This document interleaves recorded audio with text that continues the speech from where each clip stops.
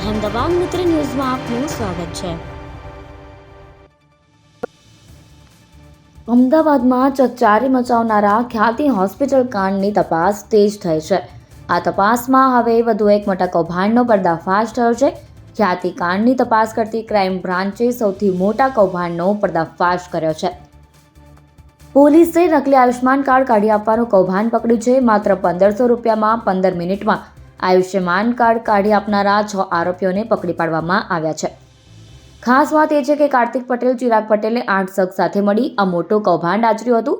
Crime બ્રાન્ચે આરોપીની સુરત અને ભાવનગરથી ધરપકડ કરી છે। હવે પોલીસ આગળ તપાસ કરી રહી છે કે સરકારી પોર્ટલ પરથી કાઢવામાં આવેલા આયુષ્યમાન કાર્ડ કેટલા અસલી છે અને કેટલા નકલી। આ સમગ્ર ઘટના ક્રાઇમ બ્રાન્ચની સામે આવી ત્યારે અમદાવાદ ક્રાઇમ બ્રાન્ચ પોલીસને વિશ્વાસ ન આવ્યો, પરંતુ જ્યારે ભેજા બાજુએ માત્ર 15 મિનિટમાં ક્રાઇમ બ્રાન્ચના સંયુક્ત પોલીસ કમિશનર શરદ સેંગલનું બોગસ આયુષ્યમાન કાર્ડ બનાવી આપ્યું તો તેઓ પણ ચોંકી ગયા। આ આખું કૌભાંડ દેશવ્યાપી છે અને તેમાં યુપી, બિહાર તેમજ ગુજરાત સહિત અન્ય રાજ્યના લોકો પણ જોડાયેલા હોવાનું સામે આવ્યું છે।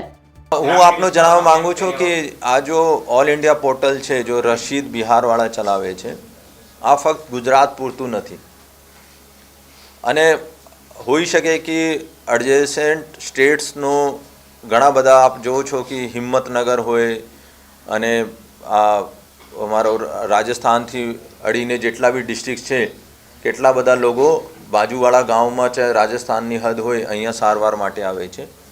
તો ખરેખર આ લોકો કદાચ એનો પણ બનાવતો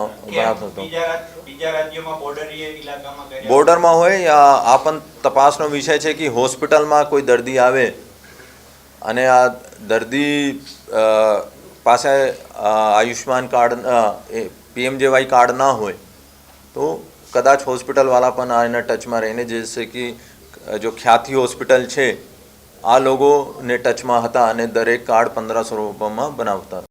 અહેમદાબાદ મિત્ર ન્યૂઝની યુટ્યુબ ચેનલને સબસ્ક્રાઇબ કરો અને બેલ આઇકોન જરૂરથી દબાવો, જેથી દરેક મહત્ત્વના વિડીયોની નોટિફિકેશન તમને મળતી રહે।